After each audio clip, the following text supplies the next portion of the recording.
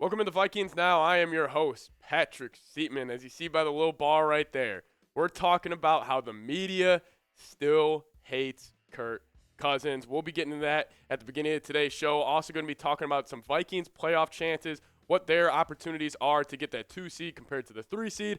Also some key injury news ahead of this pretty intense and pretty important Vikings-Packers Week 17 matchup, and I am super excited for that game. We will be doing a watch party, so stay tuned for that. But about the media hating Kirk Cousins. So John Crisell, he's just a Vikings fan on Twitter. He quoted this, and I'm going to leave him unnamed. He's a reporter at ESPN. I don't even want to give him credit for this. He goes, I've seen some weaknesses out of the Minnesota Vikings, and it's on Kirk Cousins' shoulders. We'll get into that in a little bit. But then Justin Jefferson, he backed up our quarterback and quote tweeted that and said, all of the Kirk criticism has to stop.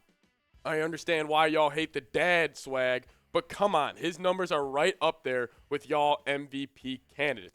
Guys, Kirk Cousins is top 5 in yards. He's top 5 in touchdowns. And with the guy saying on ESPN that the weaknesses of the Minnesota Vikings are around Kirk Cousins, that just proves to me he hasn't watched a snap of Vikings football this whole year. And he's just looking at the record and the point differential and saying that's why the Vikings don't have a higher point differential than they should be as Kirk Cousins, when we all know it's been the defense. And it's just funny when these guys get on the media, get on ESPN, Fox Sports, whatever it may be, and they talk about Kirk Cousins. I swear it seems like they don't watch the games. But if we're looking at the most fourth-quarter touchdown passes in the NFL this season, it's Kirk Cousins. And his name's in pretty good competition right here with Tom Brady and Joe Burrow both having 11 and Kirk Cousins having 12. The amount of times that Kirk Cousins had to pull this team out of a loss in the fourth quarter and get the Vikings a win, it's been incredible. He's been balling out this entire season, and his name does deserve to be up there in the MVP conversation considering the record and the numbers he's put up. But this man, he has been clutch. Most fourth-quarter comebacks this season, it's Kirk Cousins with 8. And then nobody else in the league has more than 5. Most game-winning drives this season, Kirk Cousins has 8. No one else has more than 5. And Matthew Stafford last season, he set the record of most fourth-quarter comebacks with 8. Kirk Cousins is tied for that. So in the last 2 weeks against the Packers and Bears, he has a chance to go break another NFL record this season. And man, the past 3 games for Kirk Cousins, he has been absolutely balling out, almost averaging around 400 yards per game, 91 of 143 for 1,184 yards with 9 touchdowns and 2 interceptions. Kirk also went 2-1 during the stretch. He should have won that Lions game, but again, the defense didn't hold up. So my overall takeaway, the Kirk disrespect, it just needs to stop. This man's top 5 in passing yards. He's top 5 in passing touchdowns. I understand everybody's the number one argument for Kirk that you're going to bring up when you have a conversation, whether you're at your lunch table with your buddies or you're talking to some of your friends that are fans of other teams. They'll say he can't get it done in the big game this year. Kirk's been balling out in the most important moments of games throughout this season. I will want to see what he does in the playoffs and if he can continue that play. But going 11-0 in one-score games, that has to be credit to obviously Justin Jefferson's going to get a lot of praise. But who's the man throwing Justin Jefferson that football? It's Kirk Cousins. And Kirk Cousins this whole year, he's been the comeback kid. Whenever the Vikings are down in the fourth quarter, whenever the Vikings defense gives up a late game tying or game-winning drive, Kirk has answered that bell every single time. I mean, Greg Joseph already has 4 game-winning field goals this season. Guess who's the quarterback that set him up for those 4 game-winning field goals? It's been Kirk Cousins. He's been fantastic, and I'm kind of sick of this narrative that the media is putting out around our guy Kirk Cousins because, frankly, he has been great this entire season. And I want to spam the comments right now since nobody else in the media will show Kirk Cousins the support he deserves. I'm not saying he's a top 5 quarterback. I'm not even frankly saying he's a top 8 quarterback. But he's playing at a top 10 level this year, and you have to show him the love he deserves. I want everybody to get down in the comments and just type 8. I want you to spam 8. I want to see 108 from just one person in the comments right now because nobody else in the media will show Kirk the support, but we're going to show him the support on today's video. I want to give a quick shout out to the best sportsbook out there, and that's BetUS. If you go to chatsports.com/bet, use promo code CHAT125, you'll get a 125% deposit bonus. What does that mean? Put $100 in, you'll get $125 on top of that, free to play with. And I got something you could bet on because, again, the Minnesota Vikings, one of the most disrespected teams in the NFL. 3.5-point underdogs in Green Bay this weekend. I know there's a little talk about that Kevin O'Connell was saying they might rest starters. They might split some reps among the D and offensive line. But I'm still taking Vikings money line in this one because I think the Vikings have a great chance to end the Packers season this weekend. Go to chatsports.com/bet. Promo code chat125 and you can bet on Vikings money line and have them beat the Green Bay Packers. Now, we got some Vikings injury news to get to. Pretty important. The injury report for the Vikings came out yesterday and for the Packers, so we're going to be diving into that. There's some key names here, especially on the Packers side, but we'll start with Minnesota. Again, Garrett Bradbury, this back injury, man. I mean, I never thought I would be saying it, especially in this offseason. I wish the Vikings had Bradbury back. I had hopes for Austin Schlottmann stepping in and kind of being a pretty solid center. He just hasn't lived up to it. He's got a 48 overall PFF grade in his 3 games this season. So Bradbury did not practice on Tuesday with that back, or on Wednesday with that back. And then James Lynch with that shoulder. He won't play probably for the rest of the regular season. And then Ezra Cleveland. He was a limited participant, which is a good thing to see that on Wednesday. He's still dealing with that shoulder. But then Cameron Dantzler. He was a full participant with that ankle injury he's been nursing over the past couple weeks. It's good to see him. Hopefully he's getting back to 100%.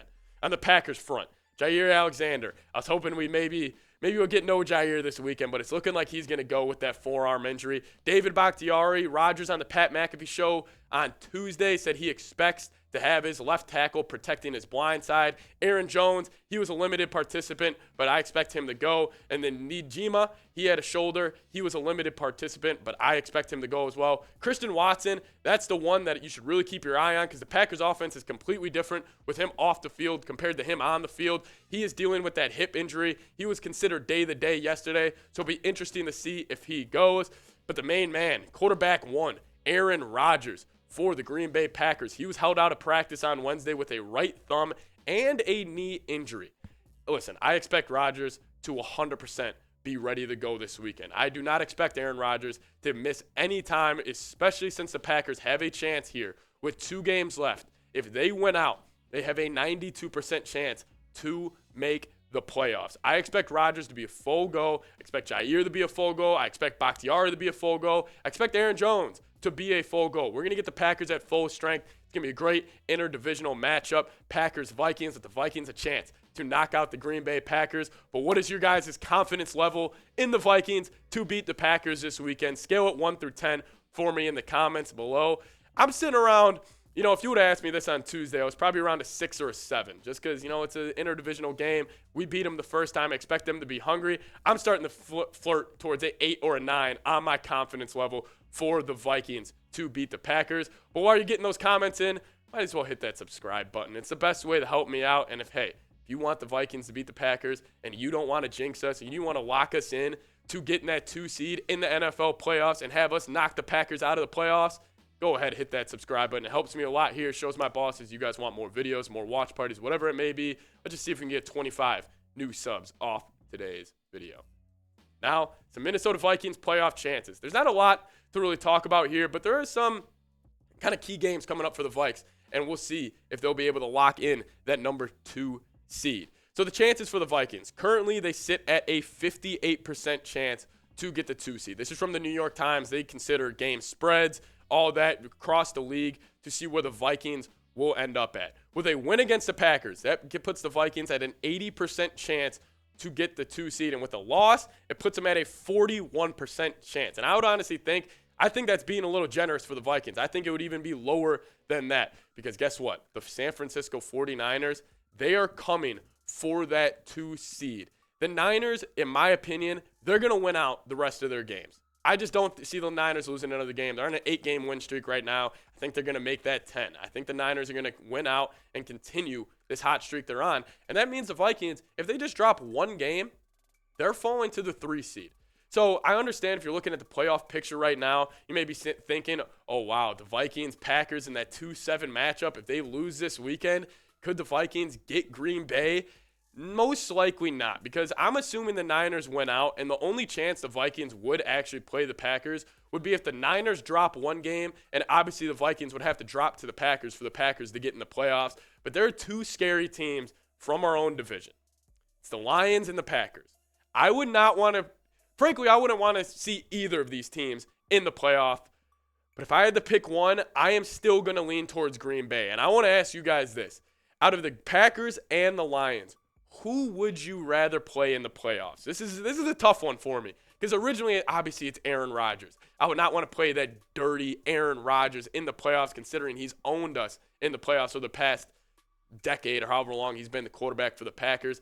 But the Lions, with Ben Johnson calling the plays over there, the Lions already beaten us in Detroit and should have beat us in Minnesota. I would be scared if the Vikings had to run up against the Detroit Lions. But what say you? Let me know your guys' thoughts in the comments down below. Type GB for the Packers or type DET for the Detroit Lions. And thank you guys if you guys made it this far on the video. You guys are a real one. I really do appreciate it. I love going down in the comments and seeing everybody type real one because that means you guys watch me talk about the Minnesota Vikings for the whole 8, 10, 12 minutes, however long the video is. I really do appreciate it. Thank you guys so much. Watch party this Sunday.